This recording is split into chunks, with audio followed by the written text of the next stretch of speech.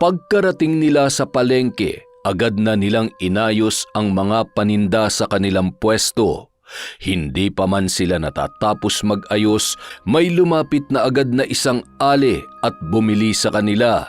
Sinundan pa ng isa hanggang sa maya-maya dinagsa na sila ng kanilang mga suki. Mukhang maaga tayo makakauwi nito, anak. Halos 3 oras pa lang tayo rito paubos na agad itong mga paninda natin.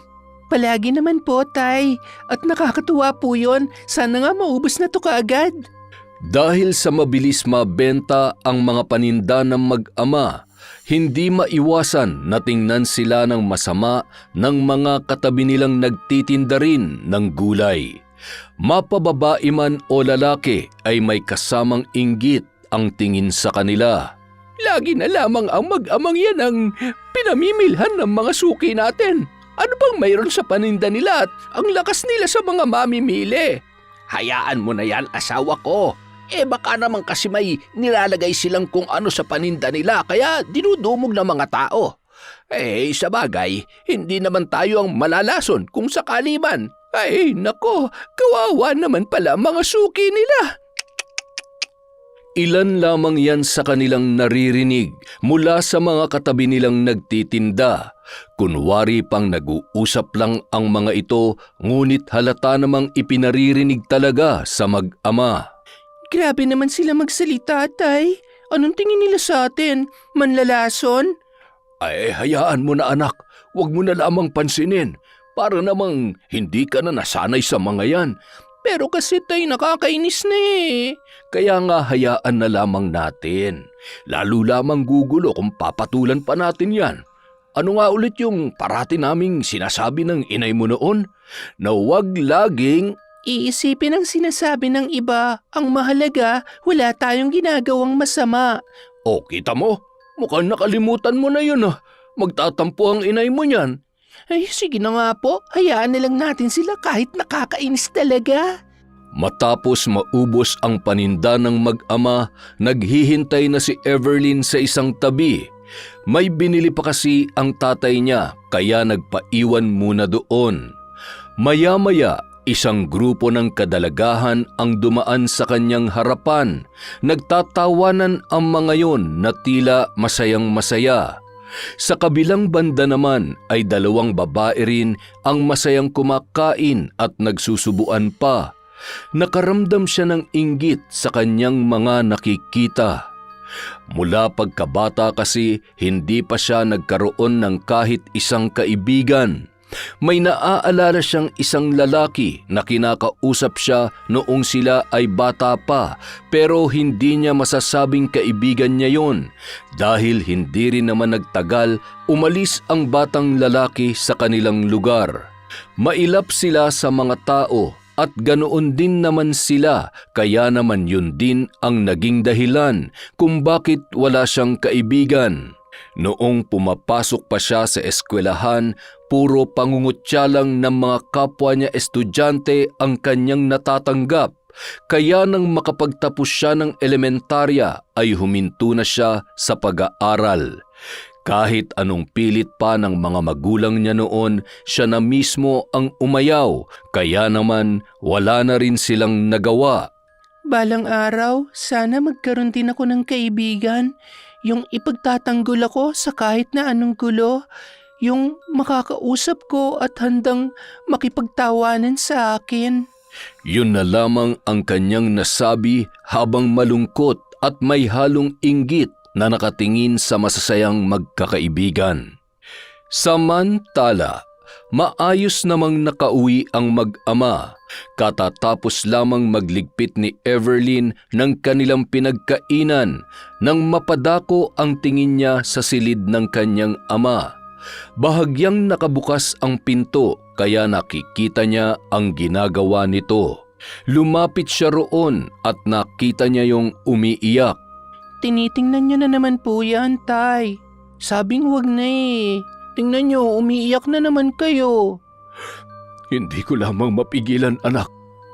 Hanggang ngayon, hindi ko pa rin malimutan ang gabing yun.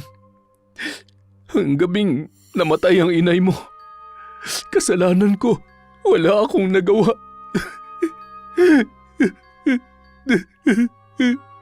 Huwag niyo na pong sisihin ang sarili niyo, Tay.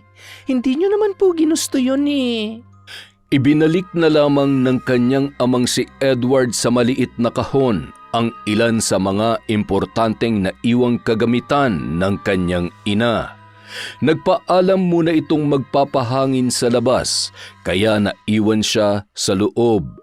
Binaling niya na lamang ang kanyang atensyon sa maliit na kahon na yon na hindi pa naibalik ng maayos.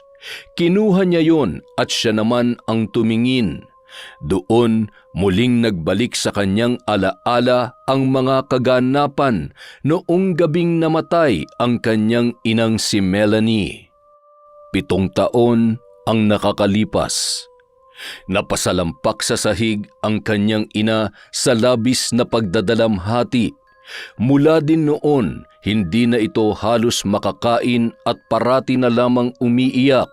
Sinasambit ang pangalan ng bunso niyang kapatid na babae.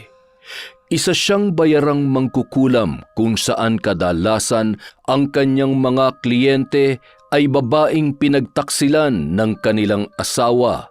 At isang babae nga noon ang lumapit sa kanya na may pinapakulam na isa ring babae. Ang sabi, inaagaw daw noon ang kanyang kasintahan. May binigay yung larawan at hindi na siya nag-abala pang tingnan yon. Agad nang sinimulan ang ritual.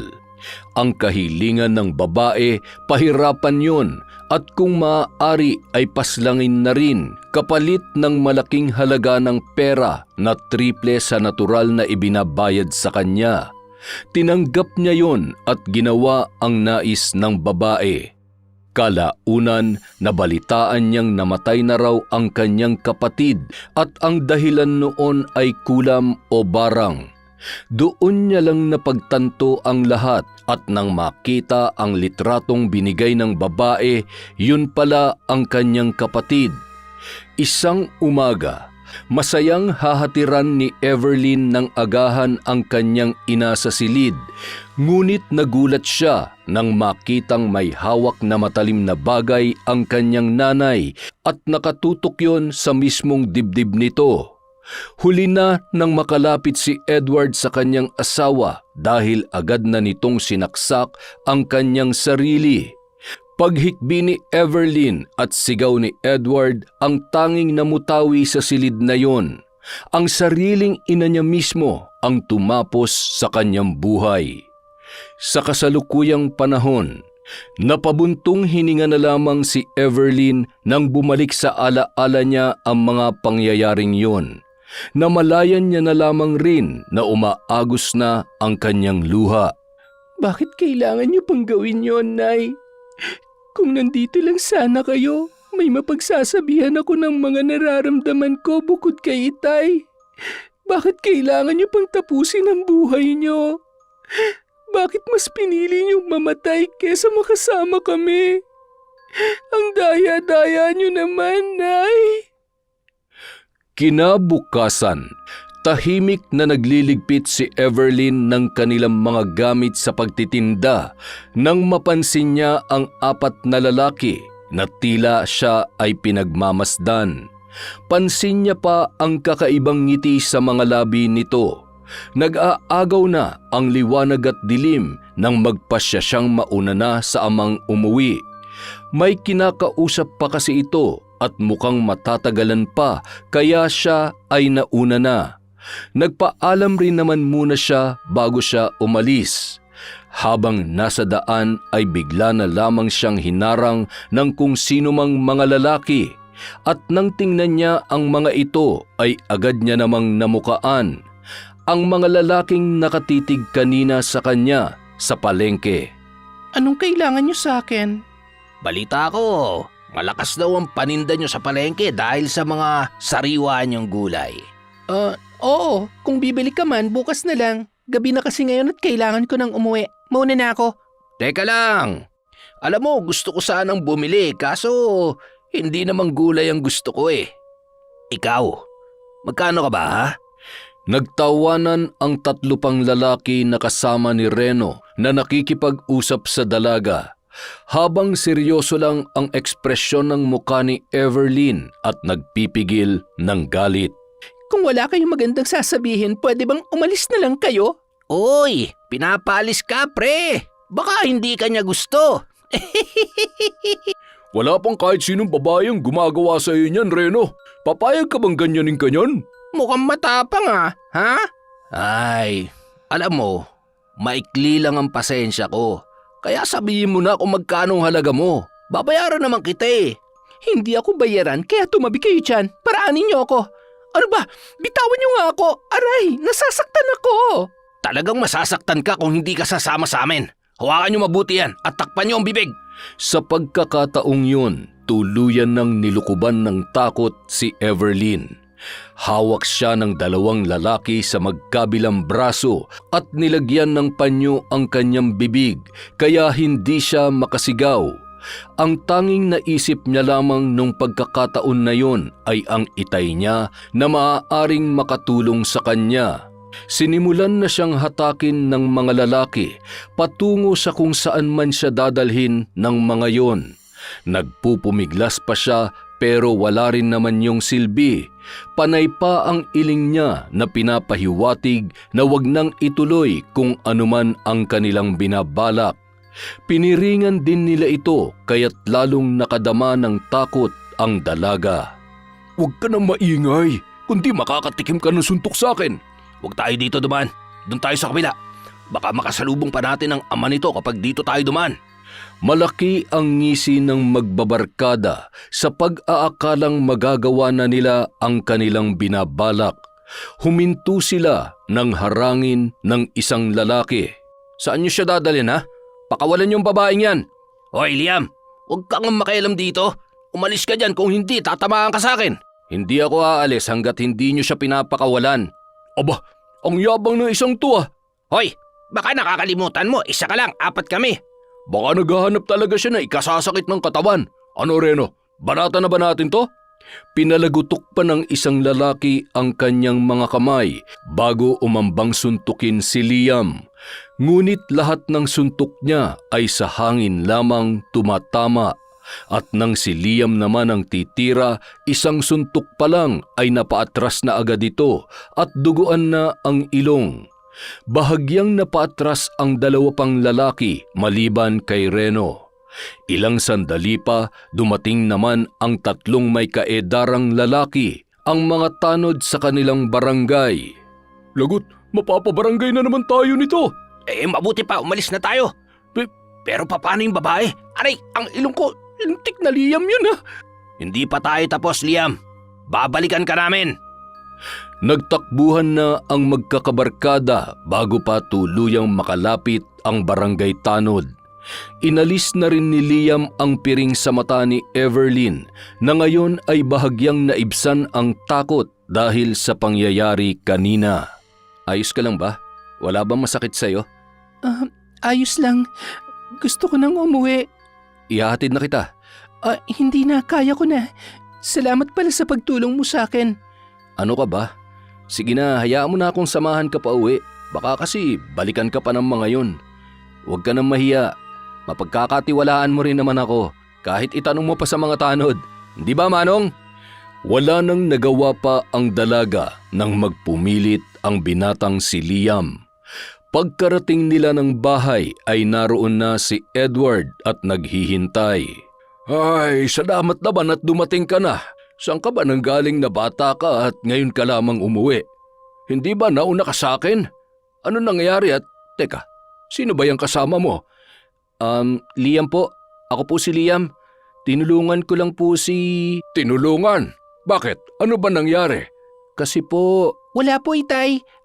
Nalaglag po kasi yung mga bitbit ko kanina kaya tinulungan niya po ako. Pasensya na, ngayon lang ako nakauwi, Tay, ha? Siya, hayaan mo na yon. Pumasok ka na rito. Ikaw ba, iho? Gusto mo bang dito ka na maghapunan? Bilang pasasalamat na rin sa pagtulong mo sa anak ko at paghahatid mo sa kanya rito. Hindi na po. Hinahanap na rin ho ako sa amin eh. Sa susunod na lang po, mauna na po ako. Maraming salamat po sa pag-alok. Tumango na lamang ang matanda at umalis na rin si Liam. habang ang dalaga naman natulala sa biglang pumasok sa kanyang isipan. Sa susunod na lang? May susunod pa? Balak niya pa bang pumunta rito? Kinabukasan, pagsapit ng umaga, gaya ng nakagawian, maagang nagising ang mag-ama. Pagkatapos mag-almusal ay mag-aani na ng gulay na ibebenta sa palengke. Everlyn, Liam? Anong ginagawa mo rito? Bibili ka ng gulay? ay hindi, napadaan lang ako. Bakit nga pala nag-iisa ka? Nasaan ang tatay mo? May pinuntahan lang siyang kaibigan kaya ako muna nandito. Ayos lang naman ako. Gusto mo samahan kita? Wala rin naman akong gagawin eh. Napakamot na lang ng ulo ang dalaga nang magpumilit na naman ang binata gaya ng ginawa nito sa paghatid sa kanya nung nakaraang gabi. Kaya naman pala mabenta tong gulay nyo, sariwang-sariwa. Hindi ba talaga nakakahiya sa'yo? Hindi mo naman to kailangan gawin. Baka nakakaabala lang ako. Ayos nga lang, huwag ka nga makulit. Masayang nagbebenta ang dalaga at hindi maiwasan na mapangiti habang pinagmamasdan si Liam kung paano humatak ng mga mamimili. Ngunit nang paubos na ang kanilang paninda ay bumanat na naman ang mag-asawang katabi nila sa pwesto. Abat, nagdala pa talaga ng katulong sa pagtitinda. Ano yan, iha? Ginayuma mo ba? Nilagyan mo ba ng kung anong orasyon ng pagkain niya? Kung ako sa'yo, Liam, lubayan mo ang babaeng yan. Hindi mo ba alam ang sabi-sabi na mangkukulam ang pamilya niyan? Nako, mag-iingat ka at huwag kang magpapaakit sa babae na yan. Mawalang galang na po, pero mukhang kayo lang naman na nag-iisip na mangkukulam sila. Kasi kung yun talagang inaakala ng iba, di sana hindi sila bibili ng mga paninda nila. Aba ano ginagawa mo pa kaming sinungaling? Nagsasabi kami ng totoo, kaya maraming bumibili sa kanila dahil meron niyang orasyon. Baka naman sariwa lang talaga yung binebenta nilang gulay, kaya nauubos ka agad. Hindi gaya niyang sa inyo, inaabot yata ng 1 linggo, kaya tingnan nyo, parang kulukulubot na. Abay, talagang itong batang ito Magbago na kayo. Baka sakali na dumugin rin ang paninda ninyo. Baka kasi walang bumibili kasi karma nyo dahil ang tatabil po ng mga dila nyo. Lalapit na sana ang ginang upang sugurin si Liam, pero agad rin naman siyang pinigilan ng kanyang asawa dahil may iilang tao na rin ang nakikiusyoso. Mabilis na lumipas ang oras at naglalakad na ngayon ang dalawa papauwi. Hinatid na naman ni Liam si Everlyn. Alam mo, Liam, hindi mo dapat ginawa yun kanina. Nakakahiya at baka pati ikaw madamay pa sa pagitan namin. Hayaan mo sila para madala rin. Sobra na Sinisiraan kayo at saka talaga lang wala kang balak patulan sila. Kita ko dyan sa mga mata mo mukhang gustong-gusto mo nang lamunin ang mag-asawang yun dahil sa mga sinasabi nila. Pero hindi mo pa rin ginawa, di ba? Kasi naman si Itay siya'y masyadong mabait. Naiinis na nga rin ako sa kanila. Ang kaso, sabi ni Itay, huwag ko na raw patulan para hindi na lang lumala pa. Pero kung may pagkakataon ka, gusto mo ba silang gantihan? Ha? Oo sana. Kaso... Di gawin natin. Halika na. Nagpatianod na lamang si Everlyn sa paghatak sa kanya ni Liam sa kung saan man. Hanggang sa nagtago sila sa isang puno kung saan mula doon ay natatanaw ang naglalakad na mag-asawa sa palengke. Mukhang nagtatalo pa ang dalawang matanda. Anong gagawin natin? Bakit tayo nandito? Basta manood ka lang. Huwag kang maingay Diyan ka lang. Narinig ni Everlyn na may kung anong binubulong sa hangin ang kanyang kasama, ngunit hindi niya naman maintindihan, gaya ng hindi niya pagkaintindi sa kung ano ba talaga ang gagawin nito. Maya-maya pa, nagsisigaw na lang ang mag-asawa dahil sa mga bubuyog na nagsilapitan sa kanila. Kumaripas ng takbo ang dalawa habang tuloy din sa paghabol ang mga insekto. Saka lamang lumabas ang dalawa nang nakalayo na ang mag-asawang matanda. Anong ginawa mo? Bakit sila hinabol ng mga bubuyog? Inurasyonan ko. Orasyon? Marunong ka sa mga ganon? Konti lang. Turo lang sa akin ng lolo ko. Ano kasi, albularyo kasi siya. Ganon? Oo, ang galing ko, di ba? Pero hindi ba parang sobra naman yon? Baka hindi na sila makapagtinda sa kagat ng mga bubuyog. Hindi yun. Hindi naman sila kakagatin ng mga yun. Hahabulin at tatakutin lang. Hayaan mo sila. Tara na, ihatid na kita sa inyo. Sandali lang, yun nga palang lalaki, yung nambuli sa akin, tinawag ka niya sa pangalan mo. Kakilala mo ba yon? Ewan ko ron. Di ko alam eh. Baka taga lugar namin kaya kilala niya ako. Tsaka ano naman ngayon? Wala akong pakialam sa mga yun. Lihim na lamang na napangiti si Everlyn dahil sa inasta ng binata.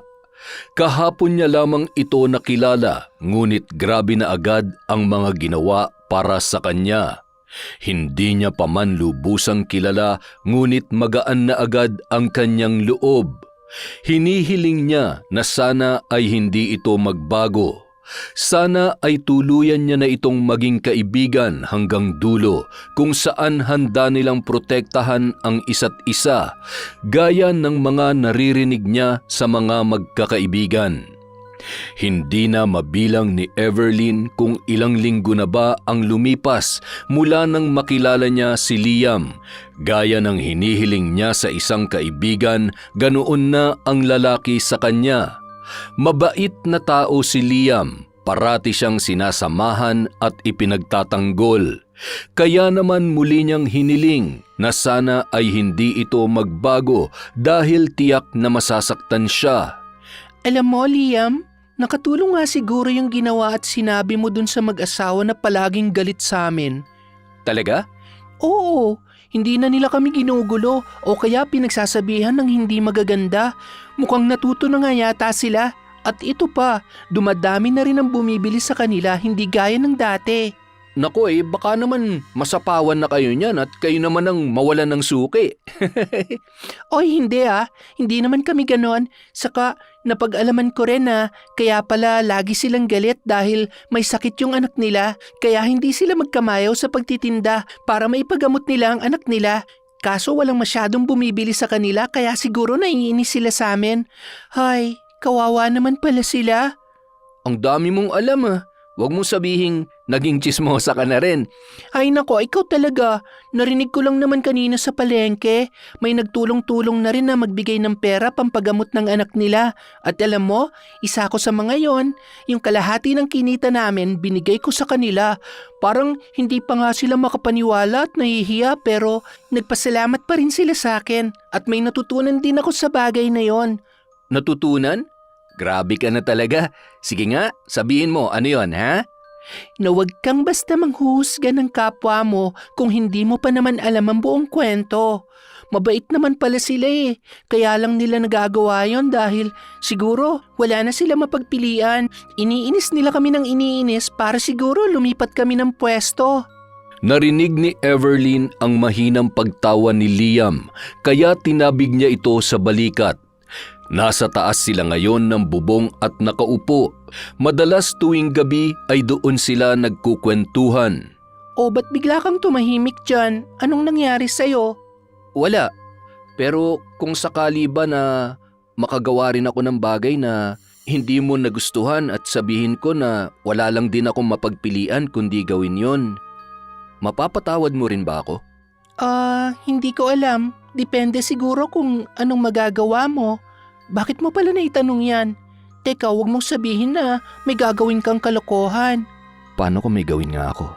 Liam! Baliw! Asa ka naman! Alam mo, minsan nakakainis ka rin talaga. Pero sana wala magbago sa atin. Magkaibigan pa rin tayo hanggang dulo, ha? Oo naman. Sana nga. Walang magbago. Wala ngang nagbago sa kanila.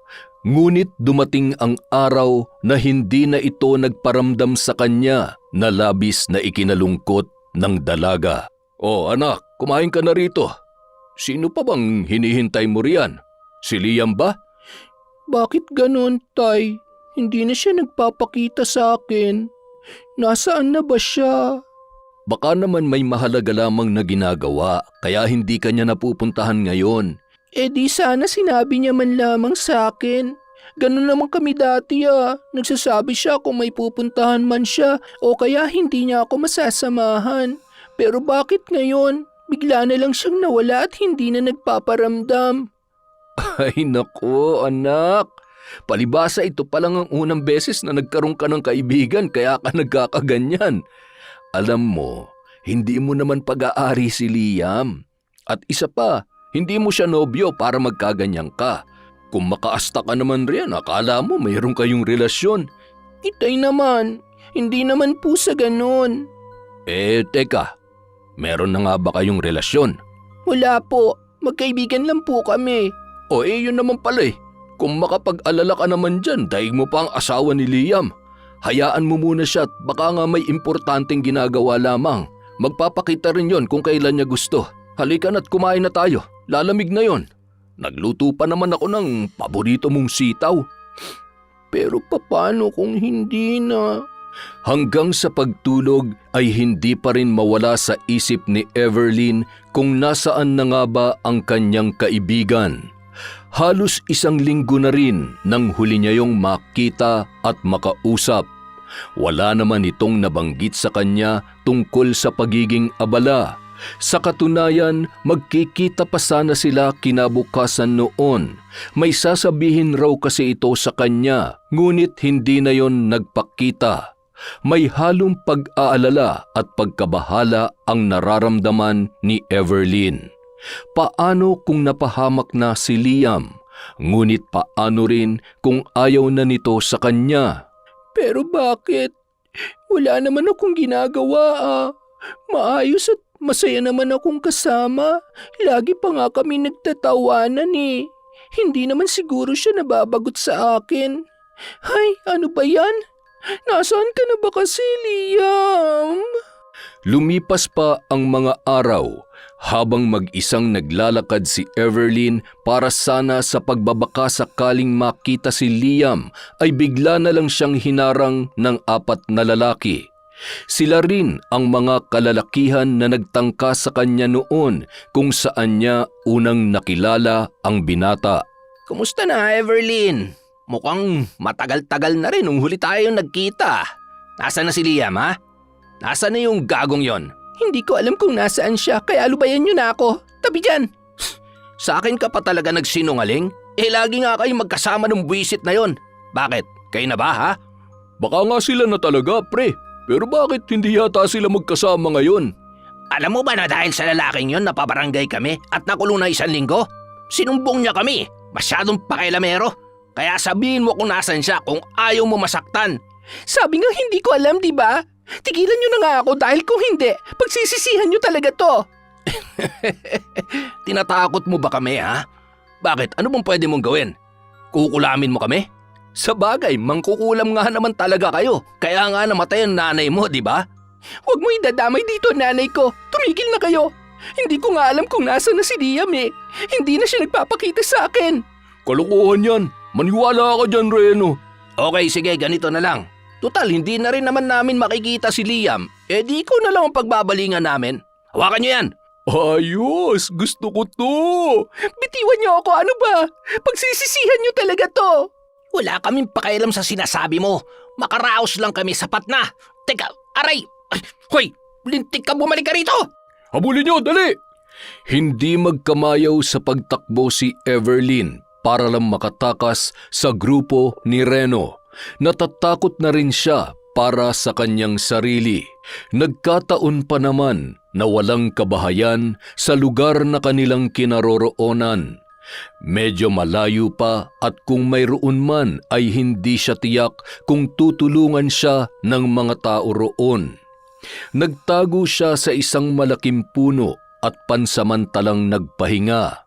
Hingal na hingal ang dalaga. Hindi niya na rin maiwasan ang hindi humikbi dahil sa pangyayaring yon. Nagtapang-tapangan na lamang siya kanina ngunit sa loob niya ay natatakot na talaga siya. Kung kasama niya lang sana si Liam, hindi siya makakaramdam ng ganoong takot. Huli ka! Akala mo siguro makakatakas ka, ha? Mahigpit siyang hinawakan ng lalaki sa braso nang siya ay madampot nito. Nagpupumiglas pa si Everlyn ngunit hindi sapat ang kanyang lakas. Maya-maya nagulat na lang siya nang dumaing ang lalaking may hawak sa kanya na tila nasasaktan. Aray, sino ba yon? Bakit palagi na lang ako nasasaktan dito? Buisit, ang sakit! Dahil doon, nabitawan siya ng lalaki dahil sa pamimilipit sa sakit, kaya sinamantala niya ang pagkakataong yun para muling makatakbo. Ngunit nakasalubong niya ang isang pamilyar na lalaki. Nakangiti ito sa kanya at may hawak na bato. Walang iba kundi si Liam. Agad-agad niya itong nilapitan at inambaan ng yakap. Kahit papaano ay nawala ang takot niya nang makita ang binata. Ang sweet naman! Kayo na ba? Kaagad na nagtago si Everlyn sa likod ng kararating lamang na kaibigan. Bumulong ito sa kanya. Anong gusto mong gawin ko sa kanila? Bugbugin ko ba? O kaya ipabarang na lang natin? O di kaya putulan ng ari? Ano sa tingin mo? Hindi ko alam. Biro lang. Diyan ka lang Akong bahala sa mga yan. Bagamat nag-aalala, hinayaan na lamang ni Everlyn na harapin ni Liam mag-isa ang mayabang na magkakabarkada. Nakikita niya naman na kaya ito ni Liam, ngunit pagminsan ay tumutulong siya. Hinahampas niya ng may katigasang kahoy ang lalaking napapatalsik ni Liam papalapit sa kanya. Tumba ang 4 na lalaki at paika-ikang tumayo, habang si Liam naman namumula ang bibig dahil tinatamaan din yon ng suntok. May kaunting pasa sa muka, ngunit hindi naman napupuruhan. Hindi pa tayo tapos, Liam. Maghaharap pa tayo. At ikaw, babae, gagantihan din kita. Tandaan mo yan. Umalis na ang mga kalalakihan at naiwan ang dalawa. Mga isip bata, hindi talaga titigil hanggat hindi nakakaganti. Hayaan mo na sila. Siguro naman magtatanda na ang mga yon. Sana nga, dahil kung hindi, baka matuluyan ko ng mga yon. Ay, teka, bakit ka nakangiti dyan? Wala, natutuwa lang ako na bumalik ka na. Ano nga palang nangyari sa'yo? Bakit hindi ka nagparamdam nitong mga nakaraang araw? Nag-alala tuloy ako, akala ko may nangyari ng hindi maganda sa'yo tapos wala man lang akong kaalam-alam. Saan ka ba nagpunta? Yun ba? Pasensya ka na doon May inasikaso lang kasi ako sa amin. Mahalaga kaya pinagtuunan ko muna ng pansin. Ayaw na rin kitang abalahin kaya hindi na ako nakapagpaalam. Pero ang mahalaga, nandito naman na ako, di ba? Hindi na ulit ako mawawala. Talaga? Sinabi mo yan ha? Oo naman, pangako yan. Sinulit nila ang araw na muli silang nagkita. Nagpunta sa mga lugar na dati nilang pinupuntahan. Gabi na nang ihatid ni Liam ang dalaga sa kanilang bahay. Pasok ka, sasabihin ko kay Itay na dumating ka na. Ngumiti na lamang ang binata at sumunod. Tahimik ang paligid nang sila ay pumasok sa bahay. Tinawag ni Everlyn ang ama ngunit walang tumutugon. Umakyat pa ito at tiningnan sa kwarto subalit wala rin doon ang kanyang tatay. Nasaan kaya si Itay? Hindi pa ba siya nakakauwi? Pero hindi naman siya lumalabas kapag ganitong oras na. Nasaan kaya yun? Nagtungo pa ang dalaga sa kusina at sa maliit nilang balkonahe pero bigo na naman siya. Dahil doon nakaramdam ng kaba ang dalaga. Wala talaga rito si Itay sa bahay. Liam, pwede mo ba akong samahan na hanapin siya sa labas? Nag-aalala kasi ako Kasi... Bakit? Bakit ba kanina ka patahimik dyan? Hindi ka rin umaalis dyan sa pwesto mo kanina pa. Ano ba nangyayari sa'yo? Alam mo, mabuti pa samahan mo na nga lang akong hanapin si Itay. Halika na! Hindi na kailangan. Kasi nandito siya, Everlyn. Ha? Nasaan? Malungkot na lumingon si Liam sa kaliwang bahagi at mula roon ay kitang-kita niya ang ama ng kaibigan na nakahandusay sa ilalim ng mesa at puno ng dugo. Napatakip ng bibig ang dalaga at halos hindi maihakbang ang kanyang mga paa nang makita ang kalagayan ng kanyang ama. Nang makalapit ay bahagya niya itong hinila papalapit sa kanya at niyugyog sa pag-asang baka buhay pa. Ano nangyari? Bakit? Bakit nagkaganito ang Itay? Sinong gumawa nito? Itay! Itay, gumising kayo! Liam! Bakit ganito ang Itay? Patay na ba siya? Pagkapasok pa lang natin nakita ko na agad siya. Nagulat ako kaya hindi ako halos makagalaw. Akala ko namamalikmata lang ako kaya hindi ko agad binanggit sa'yo. Pasensya ka na. Sino ang pwedeng gumawa nito sa kanya? Sino ang pumatay sa kanya, Liam? Hindi ko rin alam. Inilibing na lamang nilang dalawa ang bangkay ni Edward sa likod bahay. Wala silang pinagsabihan kaya't walang nakakaalam na pumanaw na ito. Ilang araw nang tulala si Everlyn at halos walang tigil sa pag-iyak. Wala na siyang mga magulang. Sobrang sakit noon para sa kanya. Mabuti na lamang at nariyan si Liam sa kanyang tabi. Ito ang naging sandigan niya sa kanyang pagkalugmok. Samantala, isang umaga. Everlyn, may lumapit sa akin na lalaki kanina. Ang sabi niya, kilala raw niyang pumatay sa tatay mo.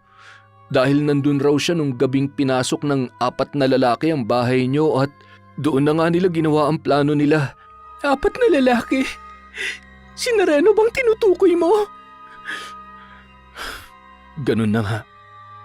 Hindi na raw kasi kaya ng konsensya niya na magwalang kibo kaya lumapit siya sa akin at sinabi mga yon. Si Reno at ang mga kaibigan niya, sila ang pumatay sa itay mo. Walang nakuhang tugon si Liam mula sa dalaga. Maya-maya tumakbo ito papasok sa kwarto ng kanyang ama at may hinalungkat sa ilalim ng higaan. Isang may kalakihang kahon ang kinuha niya mula roon. Binuksan niya ito at doon ay dinampot niya ang isang itim na libro na puno ng mga kaalaman pagdating sa pambabarang. Napalunuklaway si Liam nang makita ang librong yon. Anong gagawin mo dyan? Bakit mo nilalabas ang mga yan? Gagantihan ko sila. Ipaparanas ko sa kanila ang hirap at sakit na pinaranas nila kay Itay. Mga hayop sila. Napakasama ng mga taong yun. Hindi ako makapaniwala na maaatim nilang pumatay ng tao para lang makaganti sa akin. Sa atin. Papatayin ko rin sila, Liam. At mas malala pang gagawin ko sa kanila. Nagtaasan ang mga balahibo ng binata sa mga salitang tinuran ng dalaga. Ngayon lamang niya ito nakitang ganoon. Mukhang matindi ang galit nito sa pumatay sa kanyang ama. Naisip niyang kung sakali man na maging mambabarang ito ay natitiyak niyang malupit ang sasapitin ng kanyang mga bibiktimahin. Ngunit magkagayon pa man ay hindi siya nagpatinag. Hinawakan niya ito sa balikat at sinubukang pakalmahin. Everlyn, makinig ka sa akin. Hindi mo ito kailangang gawin. Huwag mong hayaan na madungisan ang kamay mo nang dahil lang sa mga taong katulad ni Reno. Tinabig ng dalaga ang kanyang kamay, tumayo at tumalikod. Napabuntong hininga na lamang si Liam. Sana lamang ay makumbinsi niya pa ang kanyang kaibigan. At anong gusto mong gawin ko, ha, Liam? Hayaan na lamang sila? Hayaan na walang managot sa pagkamatay ng itay ko? Hindi. Hindi ako papayag. Kailangan nilang pagbayaran ng ginawa nila. Kailangan nilang maghirap. Kailangan nilang mamatay. Sa tingin mo ba gugustuhin ng itay mo na gawin mo to? Yung sa pagpatol nga lang sa mga karibal niyo sa palengke, ayaw niya nang gawin mo eh. Ito pa kayang papatay ka ng tao? Hayaan mong ibang gumawa nun para sa'yo. Iba? At sino naman ang gagawa nun para sa akin? Ako. Ako ang gaganti para sa'yo. Ano? Nababaliw ka na ba, Liam? Hindi. Ayoko lang na makagawa ka ng bagay na baka pagsisihan mo sa huli. Dahil alam kong hindi ka ganun. Masyado ka lang nasasaktan kaya naiisipan mong gawin ang mga bagay na yan. Sige na, Everlyn. Hayaan mong akong gumawa at ako magkasala. Pero bakit? Bakit mo gagawin yun? Sabihin na lang natin na espesyal ka sa akin. Kaya ayoko na gawin mong bagay na yon. Ipaubaya mo sa akin ang itim na libro at ako nang bahala kina Reno. Pero ang sabi ni Itay, walang ibang dapat makahawak nito kundi... Wala ka bang tiwala sa akin? Hindi naman sa ganon, pero Ibabalik ko rin to agad sa'yo pagkatapos. Hindi naman ako magkaka-interes dyan at saka hindi ko sisirain ang tiwala mo. Pangako yun. Kalaunan, nakumbinsi rin ni Liam ang dalaga na ibigay sa kanya ang libro. Dahil na rin sa malaki ang tiwala noon sa kanya. Ngunit ng gabi ring yun, ang huling gabi na makikita niya si Liam bilang isang kaibigan. Ilang araw ang lumipas, hindi na naman nagparamdam kay Everlyn si Liam matapos makuha ang librong itim. Muli na namang nanumbalik sa kanya ang pag-aalala para sa binata at pangamba sa itim na libro. Minsan nang pumasok sa kanyang isip na baka tinangayon ni Liam, subalit pilit niyang kinukumbinsi ang sarili na hindi yun magagawa ng kanyang kaibigan. Isang umaga, 3 katok mula sa pintuan ang nagpatigil sa kanyang pag-aalmusal. Dali-dali niyang binuksan yon sa pag-aakalang si Liam na yon, ngunit siya ay nagkamali. Isang may katandaang babae ang bumungad at hindi pa man siya nakakapagsalita ay agad na itong pumasok sa loob. Kung tatantyahin ni Everlyn ay halos kaedaran ito ng kanyang ina kung nabubuhay pa yon hanggang ngayon. Sino ho kayo? Ano ho ang kailangan nyo? Tila ikaw ang may kailangan sa akin, Iha. Ano bang sinasabi ninyo? Pwede ho bang umalis na kayo? Kawawa ka naman. Wala ka talagang kaalam-alam ano. Ako nga pala si Regina. Everlyn, tama? Paano niyo ako nakilala? Sabihin na lamang natin na kaibigan ako ng iyong ina noon, si Melanie. Ang inay? Paano po kayo? Hindi na ako magpapaligoy-ligoy pa. Nandito ko para sabihin sa iyo ang katotohanan. Mayroon kang naging kaibigan, hindi ba? Ano nga ba ang kanyang pangalan? Liam, tama? Kilala mo ba talaga kung sino ang lalaking yon? Sino ho ba talaga kayo? Kilala niyo ang inay, ang pangalan ko, pati si Liam. Minamatyagan niyo ho ba kami? Hindi ko na kailangan magpaliwanag pero may dapat kang malaman tungkol kay Liam. Sa kaibigan mong traidor. Diretsuhin niyo na lang po ako kung pwede. Bakit niyo tinatawag na traidor si Liam? Hindi ka ba nagtataka? Mula nung makuha niya sa iyo ang itim na libro, hindi na siya nagpakita. Dahil nga, traidor siya. Kinaibigan ka lamang niya at kinuha ang loob mo para sa librong yon. Hindi yan totoo. Bakit naman ako maniniwala sa'yo? Naaalala mo ba na mayroon siyang kaalaman pagdating sa mahika? Dahil albularyo ang lolo niya. Mali ka. Dahil mambabarang ang kanyang lola. Nagsinungaling siya sa iyo, Everlyn. Ginamit ka lamang niya. Inutusan siya ng lola niya na gamitin ka para sa librong yon. At ngayon, nakuha niya na. Baliwala ka na. Kaya nga hindi ka na niya pinupuntahan. Dahil tapos na siya sa iyo. Tapos na siya sa panggagamit sa iyo, Everlyn. Hindi pa ba malinaw sa iyo ang lahat? Tama na. Hindi ako naniniwala.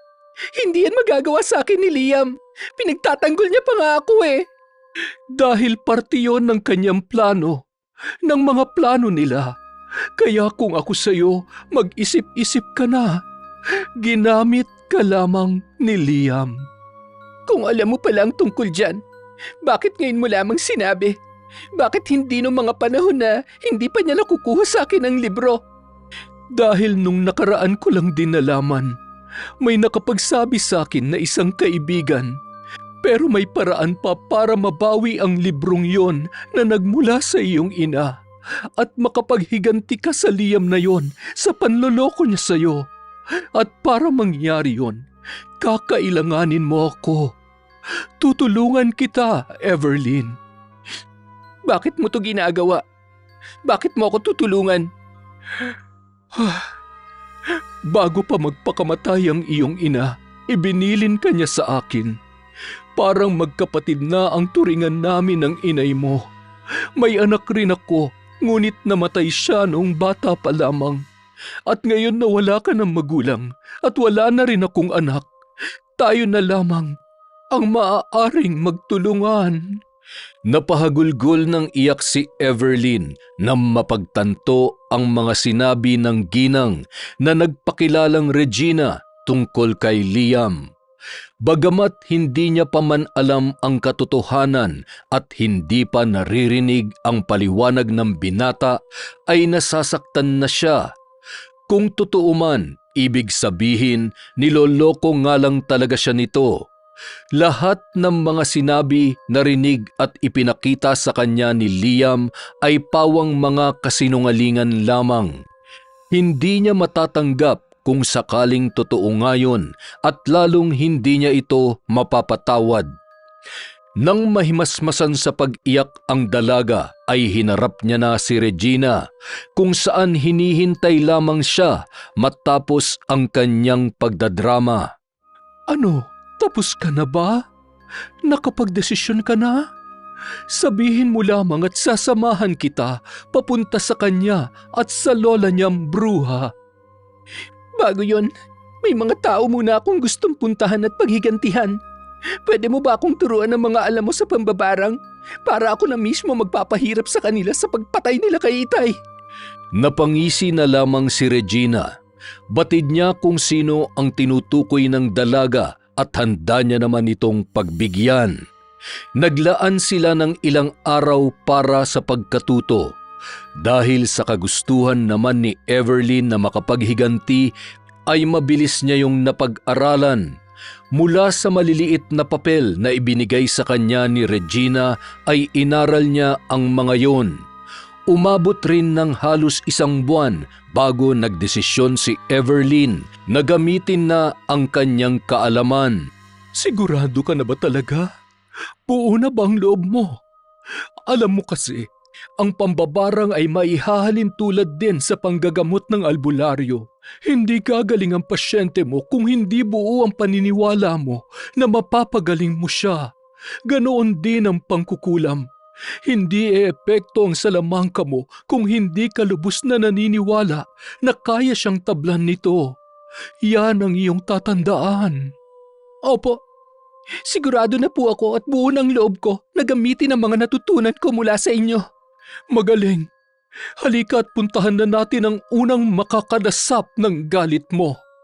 Isinama siya ni Regina sa isang liblib na lugar kung saan may 3 lalaki na nakatali sa puno. Dinukot mo sila? Oo, para hindi ka na mahirapan na maghanap sa mga yan, kaya ako na ang gumawa. Nilapitan ni Everlyn ang isang lalaki at hinarap yon. Sabihin mo, nasaan si Reno? Bakit kayong 3 lang? Saan siya nagtago, ha? Uy, bakit ko naman sasabihin sa'yo? Kung gusto mo siya makita, hanapin mo! Malakas na sampal ang natamo ng lalaki mula sa kamay ng dalaga. Ngunit imbis na magpatinag ay tumawa lamang yon. Kung ano man ang binabalak niyo sa amin, wala kaming pakialam. Patayin niyo na kami kung gusto niyo. Mukhang malakas ang loob ng isang ito. Kung ako lang, nagpalabas na ako ng mga insekto sa bunganga niya. Gusto kong malaman, bakit niyo pinatay ang itay ko? Anong kasalanan niya sa inyo? Bakit siya pa? Bakit? Sino bang gusto mo? Ikaw? Ha? Sana nga sa'yo na lang namin ginawa yun eh. Tama na pre, hindi na tama to. Oo, kami nga ang pumatay sa matandang yon. Pero si Reno nagplano nun. Wala naman talaga kaming balak patayin siya nung gabing yon. Gusto lang namin nasaktan siya, gantihan, para makaganti kami. Kaso nanlaban siya kaya ayun, napilitan kami na bawian na lang siya ng buhay. Pero maniwala ka, pinagsisisihan na namin yun. Ako, hindi na ako pinatatahimik ng konsensya ko. Patawarin mo na kami. Traidor ka kapag nalaman to ni Reno. Nasaan ba si Reno ngayon, ha? Pinabayaan niya na tayo. Ano? Pinabayaan? Bakit? Nawawala ba siya? Oo, nawawala siya. Mahigit 1 buwan na rin mula nung huli namin siya makita. Bigla na lang siya nawala. Hindi namin alam kung nasaan. Kaya pakawalan mo na kami. Si Reno naman talagang punot dulo ng lahat ng ito Siya lang ang nag-uutos sa amin. At sinusunod niyo naman. Mga hangal, wala pa kayong sariling pag-iisip. Nagmamakaawa ako sa iyo, Everlyn. Maniwala ka man o hindi, pinagsisisihan ko na talaga yun. Na sumama pa ako sa kanila. Palayain mo na ako. Hinihintay pa ako ng mga kapatid ko sa bahay. Iniwan na kami ng mga magulang namin. Ako na lamang ang bumubuhay sa kanila. Kung gusto mo, kapag nasiguro kong ayos ng kalagayan ng mga kapatid ko, ako na mismong susuko sa mga pulis para pagdusahan ang ginawa namin. Maniwala ka. Huwag mo lang akong patayin. Nagmamakawa ako. Umiyak ang lalaki sa harap mismo ni Everlyn. Hindi naman maisip ng dalaga ang gagawin sa lalaking umiiyak at nagmamakaawa sa kanyang harapan. Magsisinungaling siya sa sarili kung sasabihin niya na hindi siya naaawa doon. Tia Regina, ano po ang dapat kong gawin? Makikinig ba ako sa kanya? Ikaw ang bahala. Desisyon mo ang masusunod. Pero siguruhin mo lamang na kung pakakawalan mo siya ay hindi siya magsusumbong. Hindi ko gagawin yon. Nangangako ako. Lumapit ang dalaga sa lalaki at tinanggal ang tali na nakapulupot sa kanya. Sige, bumalik ka na sa mga kapatid mo. Basta tuparin mo yung pangako mo. Kapag gumawa ka ng hindi maganda, buhay mo at buhay ng mga kapatid mo ang kapalit, kaya huwag mo nang tangkain. Madali lang sa akin na bawian kayo ng buhay kahit nasa malayo kayo. Kaya sige na, umalis ka na. Maraming salamat. Salamat talaga. At patawad ulit. Kumaripas ng takbo ang lalaki habang sinundan lang ng tingin nina Everlyn at Regina. Sana lang talaga nagsasabi siya ng totoo. Dahil kung hindi, ewan ko na lang kung ano ang pwede niyang sapitin sa akin. Traidor! At kayong dalawa, ano ang balak ninyo? Sandali, may ideya ba kayo kung anong gagawin namin sa inyo? Mga mangkukulam kayo, hindi ba? Malamang kulamin niyo kami. Mas matindi pa kami sa iniisip mo. Mambabarang, mas malupit sa kulam. Alam niyo ba kung anong pwede niyong sapitin sa kamay namin? Mga hayop kayo! Pakawalan niyo kami rito! Ngayon nakikiusap ka na. Kanina lamang ay ang tapang mo. Bigla ko tuloy na alala si Eduardo. Siya ang ama mo, hindi ba? Si Itay? Lintik ka, ikaw ang pumatay sa kanya? Oo, masyado kasi siyang pakialamero sa buhay ko. At nagkataon rin na may nagpabarang sa kanya kaya, ayun, tigok. Pakawalan niyo ako rito! Papatayin ko kayo! Ay, ang sarap talagang makipaglaro sa mga ganitong tao. Sige na, Everlyn. Gawin mo na. Galingan mo, ha? Dapat yung matutuwa ako sa panonood sa kung paano sila sumigaw at magmakaawa. Pumwesto si Everlyn sa pagitan ng dalawang lalaki. Humugot ng malalim na hininga at saka pumikit. Sa katunayan, yun ang unang pagkakataon na susubukan niyang gamitin ang kanyang mga natutunan sa isang tao. Kadalasan kasi sa tuwing nagsasanay siya ay mga ligaw na hayop ang kanyang pinagpapraktisan. Kaya kailangan niyang magtiwala sa sarili na magagawa niya yon sa isang tao. Nagsimulang gumalaw ang kanyang bibig. May kung anong binubulong o inuusal na wala namang nakakarinig. Lumalakas ang ihip ng hangin kaya mas lalong lumamig ang gabi. Ano nangyayari? Bakit nag-iibang pakiramdam ko? Teka, ano yun? Ano yung gumagalaw doon? Titig na titig ang dalawang binata sa isang umpok ng mga tuyong dahon kung saan parang gumagalaw ang mga yon. Maya-maya, napakaraming ipis ang lumalabas mula roon at inatake ang dalawa. Gumapang ang mga ito sa kanilang katawan mula sa paa hanggang ulo at ang ilan ay pumasok na rin sa bawat butas na maaaring madaanan papasok sa loob ng kanilang katawan. Ano yan? Lubayan niyo ako! Buwisit! Hoy, babae! Tigil mo yan! Ang sakit! Pumapasok sila sa loob ng katawan ko! Aray! Mas higit na napadaing ang dalawa nang maramdamang tila may humahalukay sa kanilang kaloob-looban. Nagmulat ng mga mata si Everlyn, ngunit patuloy pa rin siya sa pabulong na pagsambit ng kakaibang lengguwahe. Tiningnan niya ng mata sa mata ang isang lalaki at mas lalo itong namilipit sa sakit na tila ba ang mga titig na yon ay nakamamatay. Bumaling naman siya sa mayabang na lalaki na ngayon ay naihina sa pantalon. Buwisit kang babae ka! Kapag nakalaya ako rito, papatayin kita! Gaya ng ginawa namin sa ama mo! Alam mo ba na ako ang unat huling sumaksak sa kanya? Akala ko mabigat sa pakiramdam ang pumatay ng tao pero hindi pala. Kaya hindi ko na pinagsisisihan na isa ko sa mga pumatay sa kanya.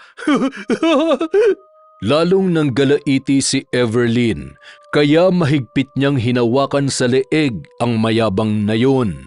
Bakit ang itay ko pa? Ha? Bakit kailangan niyo yung gawin sa kanya? Dahil gusto lang namin. Tama na! Pakawalan mo na ako! Hindi ko na kaya! Para na ako mamamatay! Ganun ba? Pinatay niyo ang itay dahil gusto niyo lang? Kung ganun, papatayin ko rin kayo hindi dahil sa gusto ko lang, kundi dahil yun ang nababagay sa inyo. Hindi magkamayaw sa pagsigaw ang dalawa. Bukod sa mga ipis na patuloy na gumagapang sa kanila at sa loob nila ay pakiwari rin nila, mabibiyak ang kanilang ulo dahil sa matinding sakit nito. Subalit hindi pa rin nakontento si Everlyn. Mula sa taas ng puno kung saan nakatali ang dalawa, iba't ibang klaseng gagamba ang gumapang pababa at pumasok sa kanilang mga bibig. Dahil na rin sa sunod-sunod na paghihirap na yon ay hindi na nakayanan pa ng dalawa, kaya halos magkasabay sila na binawian ng buhay. Sinunog rin ni Everlyn ang mga tuyong dahon doon at hinayaan na lamang kumalat palapit sa bangkay ng dalawa. Masaya ko para sa iyo, Everlyn. Nagawa mo at mas higit pa yon sa inaasahan ko. Iba talaga ang nagagawa ng galit sa isang tao. Kahit gaano ka pa kabuti, magagawa ka pa rin nitong masama. Masama na ho ba ako? Masama na ba na gumanti ako sa mga taong pumatay sa itay ko? Hindi naman, pero parang ganun na rin yon. Ang sabi nga nila, sa oras na pumatay ka na ng tao ay hindi na ito mababago, na isa ka ng masamang nilalang. Mabuti man o hindi ang iyong intensyon, pero huwag ka mag-alala. Kahit ayawan ka man ng lahat, nandito lamang ako. Magkasama tayong gaganti sa kanila, Everlyn. Salamat po, Tia Regina. Sa ngayon, ang iisipin ko na lang ay ang paghaharap namin ni Liam. Samantala, sa kabilang banda, nakamukmok sa isang tabi si Liam at malalim ang iniisip. Habang ang kanyang lola ay abala sa pag-ayos at pagsasagawa ng ritual na gaganapin pagsapit ng dilim. Ang ritual na yon ay maaaring tumawag ng demonyo kung saan pwede kang humiling rito ng kung anuman ang naisin mo. Hindi mawala sa isipan niya si Everlyn. Malamang nung mga oras na yon ay tiyak na nag-aalala na yun sa kanya o kaya ay galit na dahil sa pagtangay niya sa itim na libro. Binabagabag siya ng kanyang konsensya sa nagawa niya sa kanyang kaibigan. Totoong ginamit niya lamang si Everlyn, kinaibigan, kinuha ang loob, pinaniwala at niloko. Ngunit nagawa niya lang ang lahat ng yun dahil sa kagustuhan ng kanyang lola. Malaki ang utang na loob niya rito. Sanggol pa lamang siya ay ito na ang nag-alaga at nag-aruga sa kanya, kaya't hindi niya yon matanggihan nang humingi yun ng pabor sa kanya na gamitin si Everlyn upang makuha ang itim na libro. Akala niya ay ganoon lamang yun kadali, ngunit siya ay nagkamali. Habang tumatagal na nagsasama sila ng dalaga ay unti-unting nahuhulog ang loob niya rito dahil sa taglay nitong kabaitan at pagiging totoo sa sarili. Nung makuha niya ang libro, hindi na siya nagpakita kay Everlyn at nakiusap siya sa kanyang lola na nais niya nang ihinto ang panlilinlang sa dalaga. Ngunit hinambalos lamang siya ng tungkod ng matanda. Nagalit sa kanya ang kanyang lola kaya siya ay ikinulong. Ilang araw na hindi pinalabas. Makakalabas lamang siya kung itutuloy niya ang kanilang plano. Kalaunan ay pumayag na siya dahil na rin sa kagustuhan na makita si Everlyn. Hanggang sa namatay ang ama nito sa kagagawan ni Reno. Hindi niya iniwan ang dalaga noong mga panahong kailangan nito ng karamay at dumating na nga ang araw na halos abot kamay niya na ang itim na libro. Kinumbinsi niya ang dalaga at hindi naman siya nahirapan. Nakuha niya ang itim na libro ng ganong kadali. Ibig sabihin, tapos na rin ang papel niya sa buhay ni Everlyn. Liam, ano pa bang tinutunganga mo riyan? Tulungan mo ako rito. Oho, nandyan na ho. Ano bang gumugulo riyan sa isipan mo at parati ka na lamang tulala? Huwag mong sabihin na iniisip mo pa rin siya. Mali ho kayo. Hindi ko siya iniisip, Lola. Ay siya nga pala, anong ginawa mo sa bangkay ng lalaking pinatay mo noong nakaraan? Ho?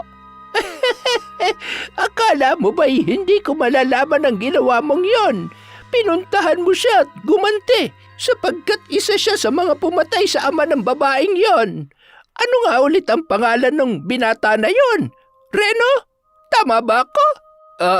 Oho. Si Reno nga ho, Lola. Ay, tama nga ang aking hinala.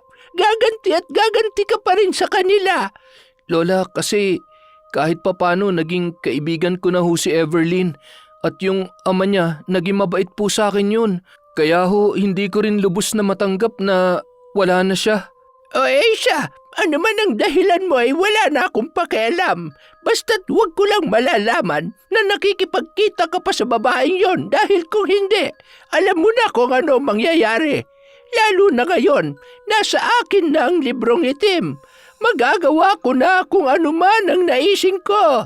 Bakit niyo ho ba talaga ginagawa to, Lola? Ano ba talagang dahilan niyo? Nung nakaraan, pumatay kayo ng mga inosenteng tao para iaalay ang dugo nila sa ritual na to. Parang ang hirap kasing paniwalaan na ginagawa niyo lang lahat ng ito dahil mas gusto niyo maging malakas. Sabihin niyo, Lola, ano ba talagang tunay na rason ng lahat ng ito? Tingin mo mayroon pa akong ibang dahilan? Siguro nga, ngunit wala ka na ron. Bilisan na natin para matapos na ito. Magagabi na. Ay, sandali.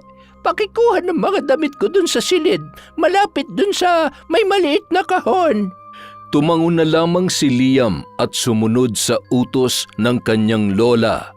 Pumasok siya sa silid nito at hinanap ang pinapakuha noon na agad niya rin namang nakita.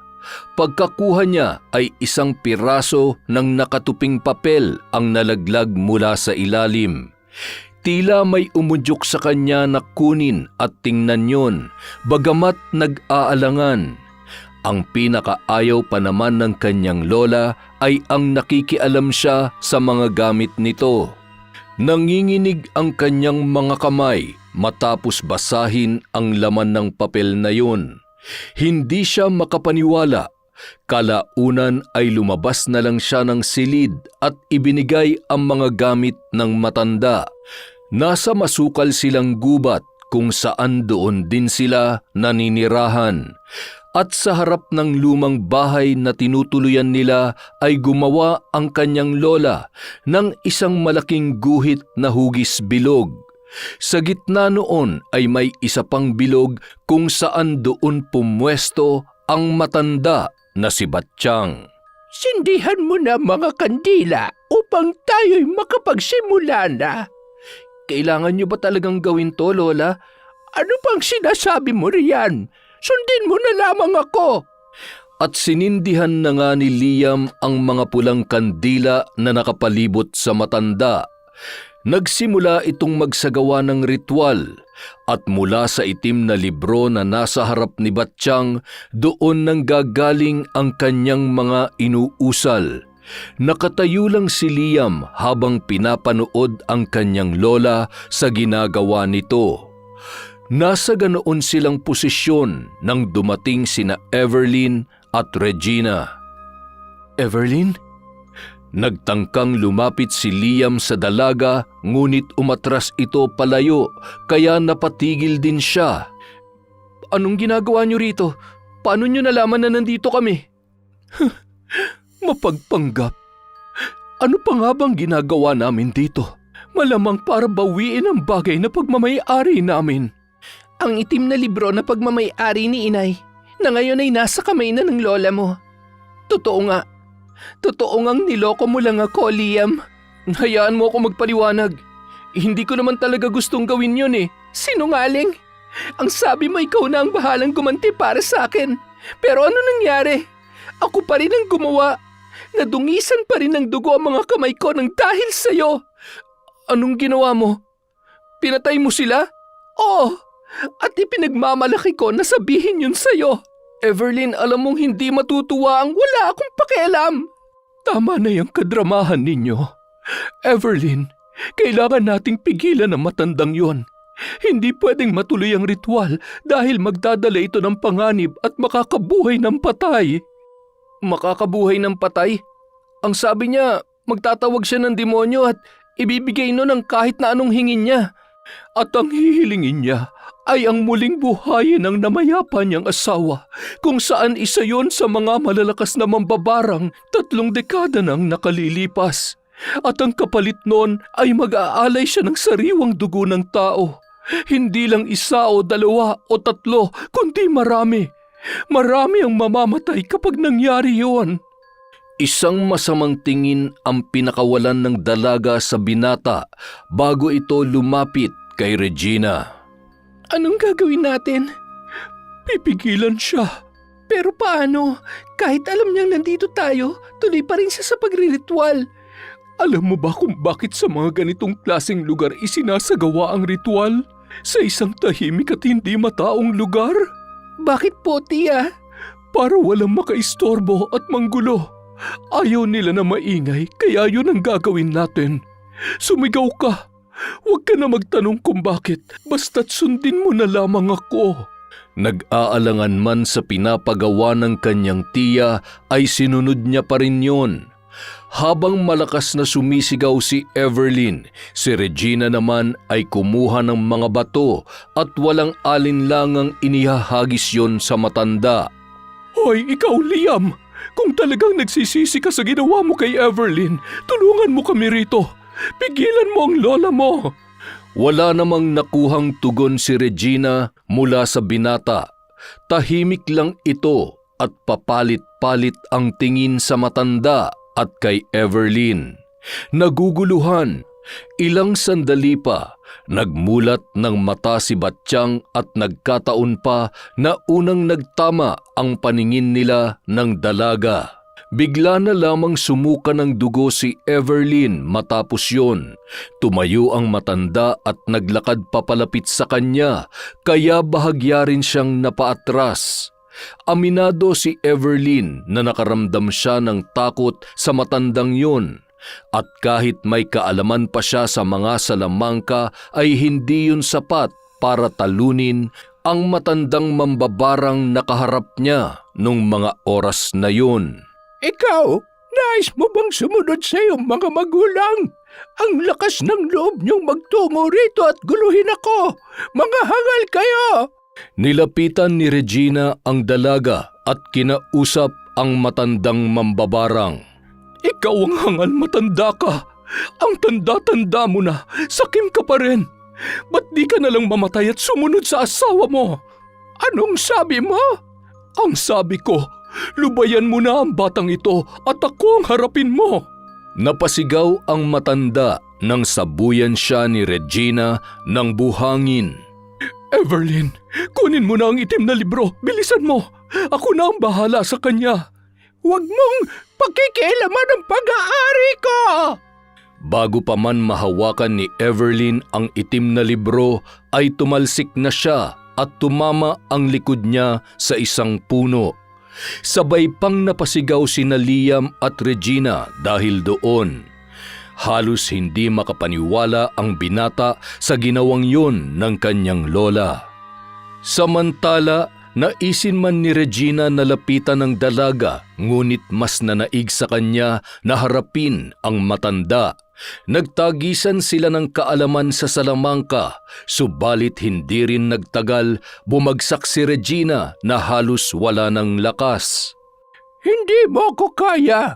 Mas marami akong kaalaman kaysa sayo. Papunta ka pa lamang, pabalik na ako. Maghintay ka lang dyan at isusunod kita sa pakialamerang babae na yon. At si Evelyn naman ang kanyang binalingan, na ngayon ay nakahandusay sa damuhan at nanghihina na. Mukhang napalakas yata ang pagtalsik mo, iha. Ngunit huwag ka mag-alala. Hindi na rin naman magtatagal at mamamatay ka na. Mas mabuti na rin ito upang hindi mo na magulo si Liam at maging sunod-sunuran na lamang siya sa akin. Umupo si Batsyang at itinapat ang dalawang kamay sa ulo ni Evelyn at nag-usal ng kung anumang orasyon. Nagsisigaw sa sakit ang dalaga, ngunit natigil din ang matanda nang may matulis na bagay ang bumaon sa kanyang likuran at tumagos sa kanyang dibdib. Dahan-dahan itong lumingon para makita kung sino ang gumawa noon. Liam! Anong kalokohan nito? Ngayon malinaw na sa akin ang lahat. Kaya mo ko inaruga at pinalaki ay dahil ikaw ang pumatay sa mga magulang ko. Pinatay mo sila. Anong pinagsasasabi mo yan? Yung sulat sa ilalim ng kahon. Ikaw ang sumulat nun at inamin mo mismo na ikaw ang pumatay sa kanila. At masaya ka pa na ginawa mo yun. Ngayon ko nalaman kung bakit mo ako pinipilit na gawin ang mga bagay na hindi ko naman gusto. Dahil hindi mo ako kadugo. Hindi mo talaga ako apo. Tapos na ako sa'yo. Pwede ka na magpahinga. Lola! Nang tuluyan ng bumagsak ang matanda ay saka naman bumuhos ang luha ni Liam. Hindi niya akalain na hahantong sila sa ganoong sitwasyon. Napamahal na siya sa matandang yun na ang buong akala niya ay lola niya talaga, kaya lamang nalaman niya na ang buong katotohanan. Sobrang sakit para sa kanya na ang pinagsilbihan niya ay siya palang pumatay sa kanyang mga tunay na magulang. Liam? Evelyn, ayos ka lang? May masakit ba sa'yo? Dadalhin kita sa pagamutan. Gusto kong magpaliwanag ka sa ginawa mo. Patawarin mo ko. Hindi ko talaga gusto yun. Napilitan lamang ako. Patawad. Nang dahil sa akin, gumulo ang buhay mo. At sigurado dahil din sa akin kung bakit namatay ang itay mo. Hindi ko naman alam na ganun pala ang mangyayari. Kaya pasensya ka na talaga, Evelyn. Kasalanan ko ang lahat. Hindi ako nag-iisip.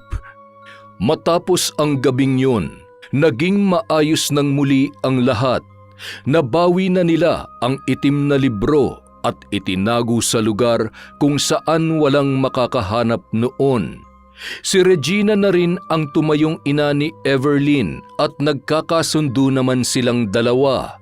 At ang lalaki naman na kaibigan ni Reno noon na si Ben ay sumuko na sa mga pulis. Ang mga kapatid nito ay nasa maayos ng kalagayan at pangangalaga ng kanilang tiyahin. Ang masamang nangyari sa pagitan ni Liam at Everlyn ay ibinaon na nila sa limot at nagsimula na sila ng panibagong buhay.